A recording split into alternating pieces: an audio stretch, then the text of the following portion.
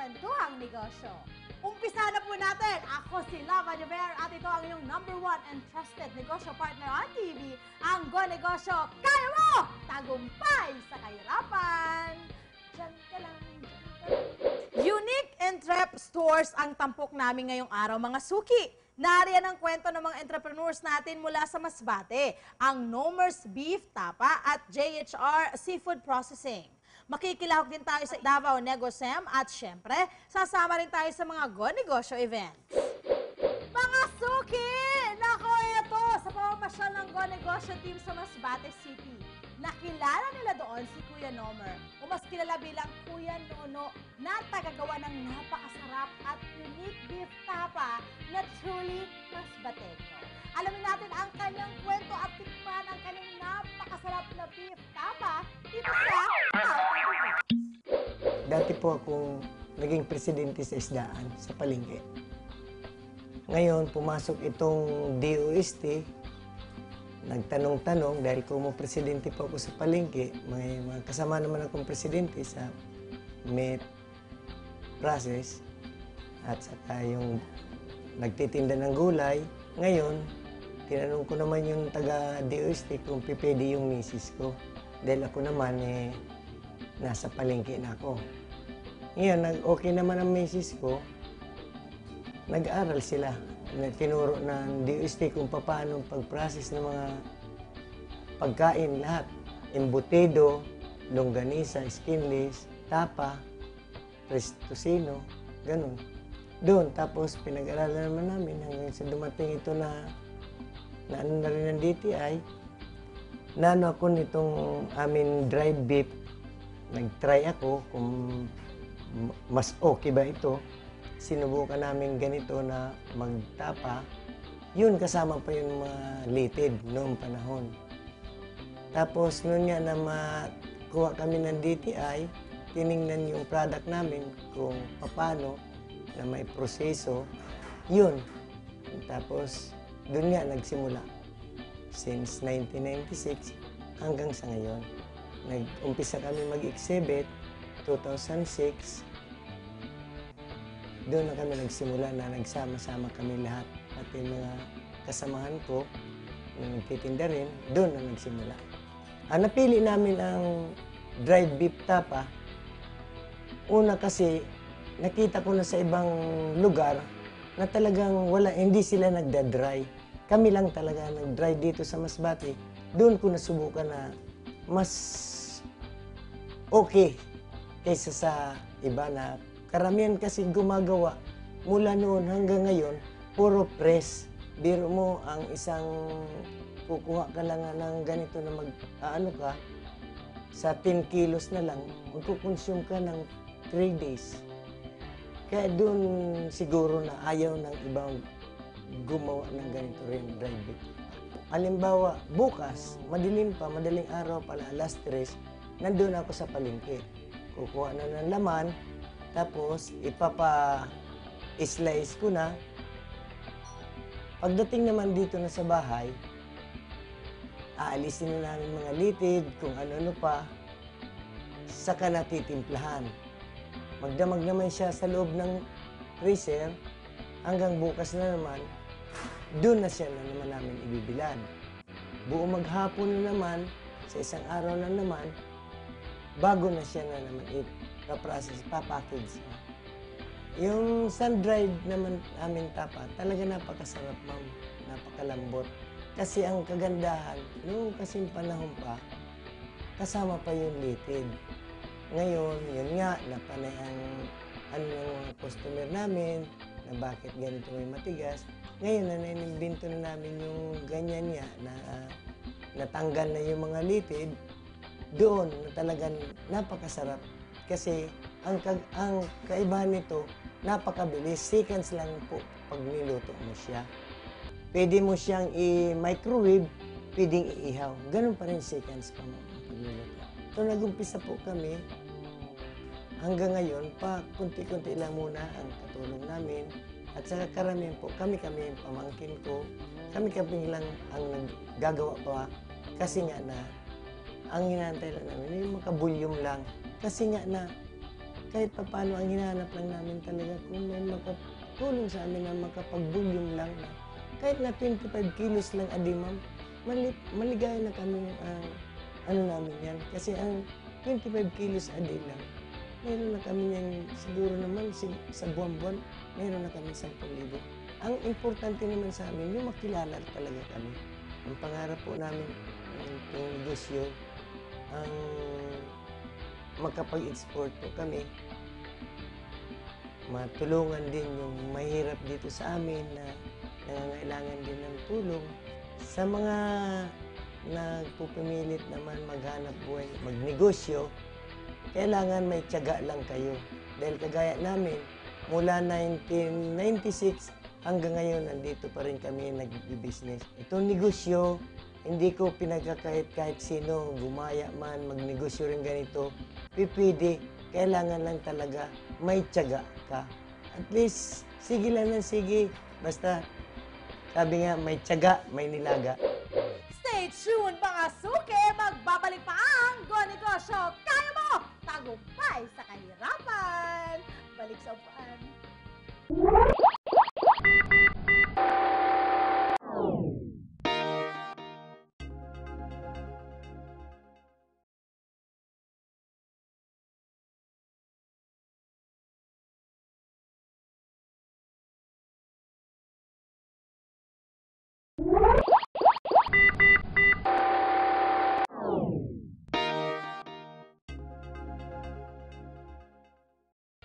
Siyempre mga suki, meron tayong mga events ng Go Negosyo na hindi natin pwedeng palampasin. Tulad ng mga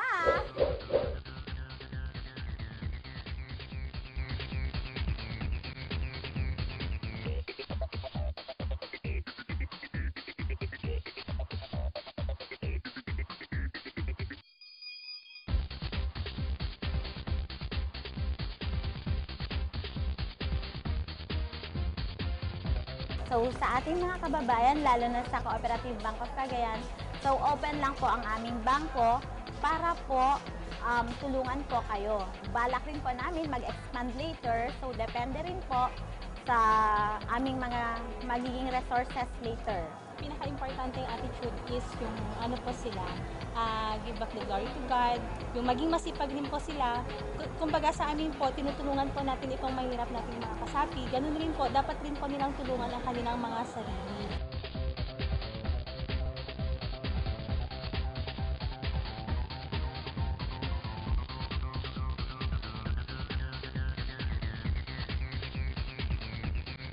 Dapat parati silang positive pag mag-start sila sa negosyo, kasi kung minsan mayroon yung mga na-encounter na problema, dapat malakas ang loob nila nasasalubong sa mga problema na yan.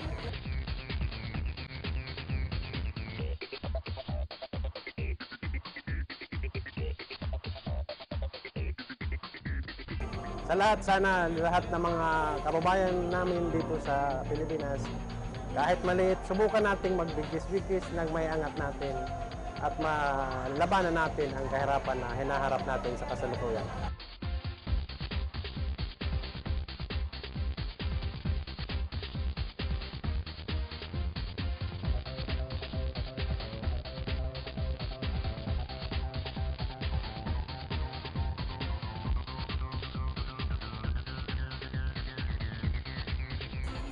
Ang akong ika-advise anak ma'am nga kanang magpareha lang pud sila sa ako nga magsugod sa gamay paingon sa dako nga mangutang magbayad yun.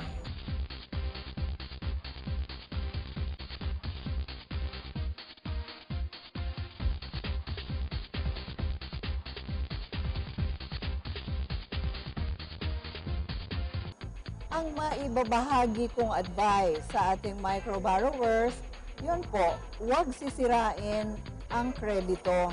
Kasi talagang pag pinagkatiwalaan ka ng puhunan, kahit anong oras mo kailangan, kung marunong kang magbayad ng iyong utang, nandyan ang mga bangko para tulungan kayo. Pangalawa, siyempre ang pananalig sa ating may kapal, na siya rin namang pinanggalingan ng lahat ng meron tayo. At pangatlo, yung pagtutulungan ng pamilya.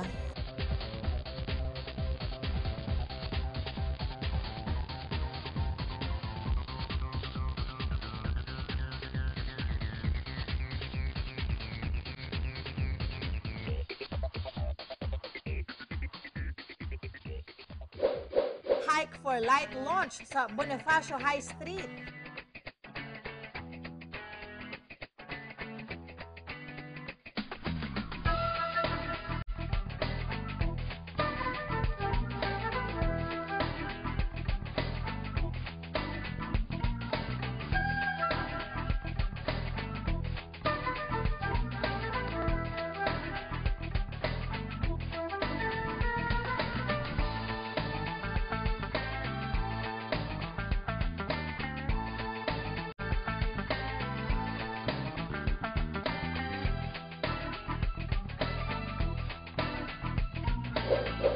Diyan lang kayo mga suki, magbabalik pa ang Go Negosyo. Kaya mo, tagumpay sa kahirapan. Diyan ka lang.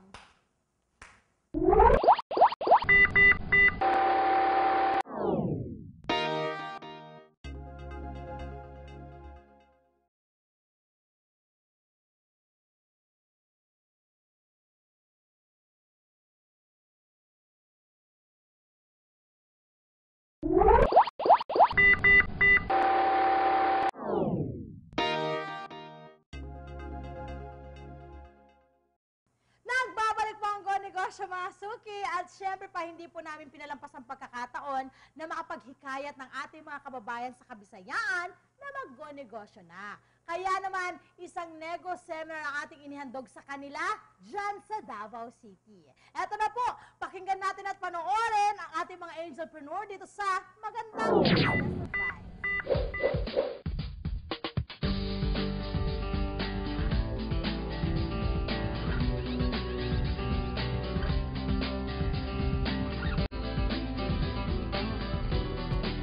Meron kang isang negosyo, isang idea, huwag din yung babaliwalain because yan na ang isang sign na ikaw ay meron kang negosyo.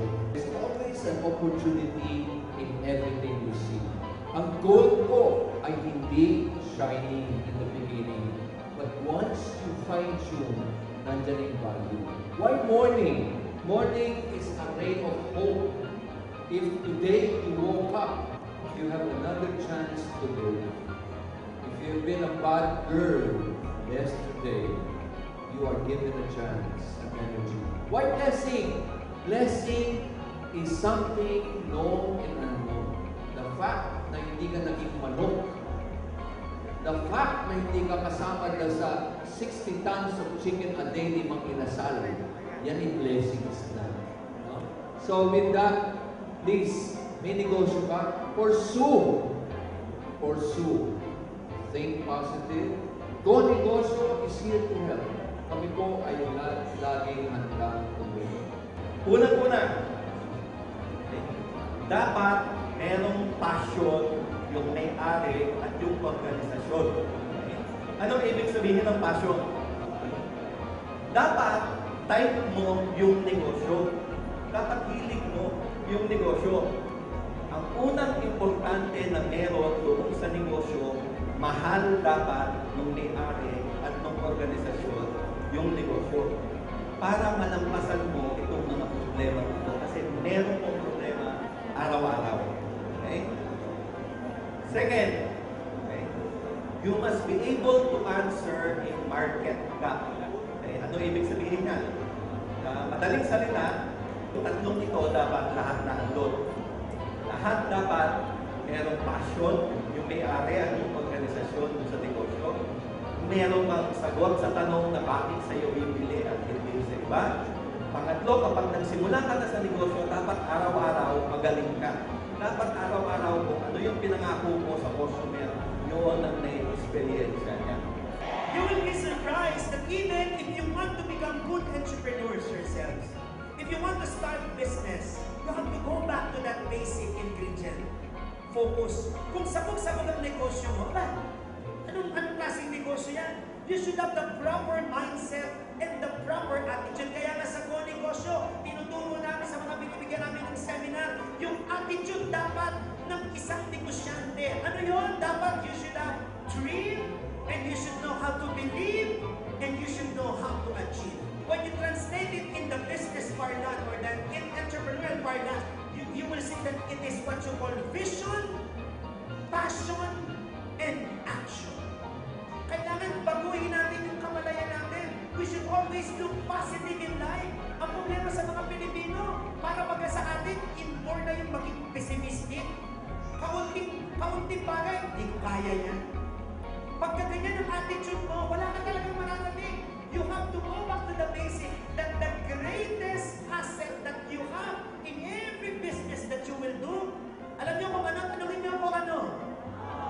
Ang sarili ninyo. Kayo ang greatest asset ng negosyo niyo. You have to believe that it is you still who could make this business prosper. Pag ikaw mismo wala kang kumpiyansa sa sarili mo, nothing will ever happen. You have to go back to the beauty of your humanity. Kaya ka nagne-negosyo para magkaroon ng magandang kinabukasan ng pamilya mo. Kaya ka nagne-negosyo para magkaroon ka ng tagumpay at maitaguyod mo ang buhay ng mga mahal mo sa buhay para makatulong ka sa mga taong walang trabaho. That is the meaning. And you will be surprised that it will all boil down to the greatest meaning and beauty of life. Mga suki magbabalik kami. Ito pa rin po ang Go Negosyo. Kaya mo tagumpay sa kahirapan.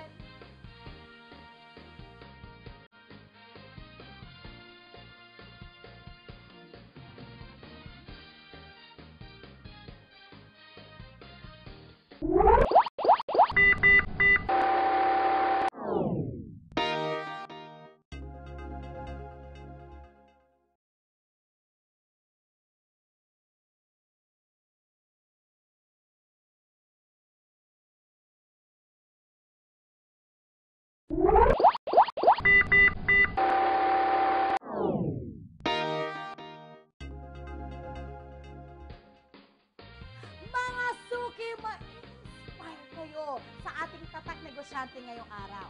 Dahil siya ang nagpapatunay na pwedeng makamit ang tagumpay sa tamang paghahanda, pagpapalago ng business kaalaman, at syempre pa, tamang pagdedesisyon.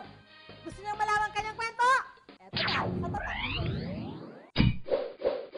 Ito yung business na natutunan ko nung nagtatrabaho pa ako sa isang kumpanya na American firm. Bali, yung ang business nila ay nagpo-process din ng alimasag.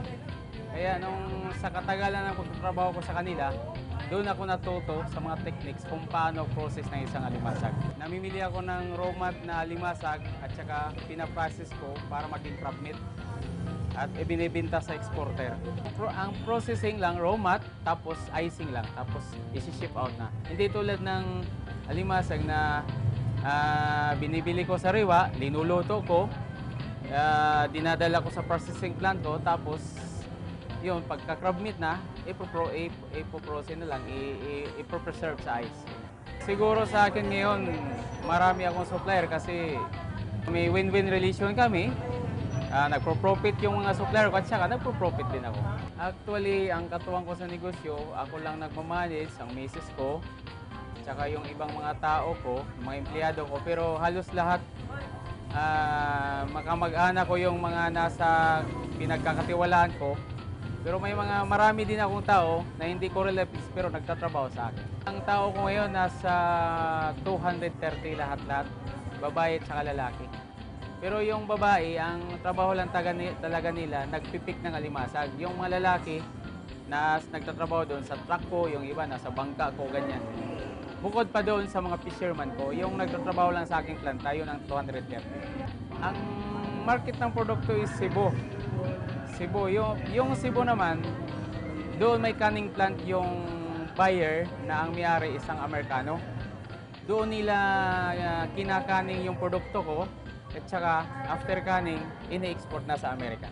Actually, ang challenge lang dyan ay yung hindi maganda ang handling mo sa produkto. Pagka nagkaroon ng problema doon sa market, pagka ang processing ng mga tao ko hindi mas maganda ang supervision, magkakaroon ng mga rejects. Kaya once nga na-reject na yun namin dito sa planta, hindi na mabili para export quality. So, diyan na tayo malulugi. Kaya dapat magandang handling mo sa produkto, icing, cooking, processing, hanggang makarating doon sa planta na exporter. Dapat sariwa lang. Kasi linuluto pa natin yan. Dapat pagluto, hindi rin sobra, hindi rin kulang. Dapat nasa cooking time yan. Minsan sa weather, pagka yung mananagat ko, medyo may problema sa laot, tsaka yung produkto ko during shipment, medyo mas stranded yung barko na sinasakyan or ang truck, siyempre natural. Pagka sumobra na yung oras para sa preservation ng produkto, doon nagsimula ang deterioration ng cabinet. Pag nagkataon, pag nagkaroon ng opportunity na maka-export ako direkta papuntang US. Ngayon, malaki ang naitulong ko sa community. Alam mo kasi, lahat ng mga babae sa amin na walang trabaho, mga anak ng mga fisherman ko na walang trabaho, yung mga lahat ng babae na mga dalaga na hindi nag-aaral, nagtatrabaho doon sa planta ko. So nakapagbigay ako ng hanap buhay sa kanila. Yung mananagat naman, na nahirapan na magbinta sa kanilang produkto, mas madali nilang ibinta ngayon ang kanilang produkto dahil nandito ako na bumibili sa mga produkto nila. Medyo nakapagpundar ako, nakapagpaaral ako ng mga anak ko, nakakabili ng kailanganin dahil din sa kita ng kanyang negosyo. Doon po sa mga nag-iisip na magnegosyo, kailangan lang ang tiyaga at sipag. Kahit kunting puhunan, kaya nating palaguin. Depende lang yan sa ating pamamalakad. Kaya kahit kunti mag-ipon, huwag sayangin ang pera, inegosyo kahit pa kunti-kunti, dahil sa pagsisikap nyo, lalago yan. Depende lang yan sa diskarte nyo at sa sipag. Thank you very much, mga suki. Muchas gracias at sinamahan nyo ako sa talaga namang nakakaaliw at maraming mga business kaalaman na natutunan. O, di ba? Bonggang-bongga yun. Muli ako po si Lava Nivera at ito pa rin po ang inyong #1 and trusted negosyo partner on TV. Ang Go Negosyo, kaya mo! Tagumpay sa kahirapan! Go negosyo! Go negosyo! Go negosyo!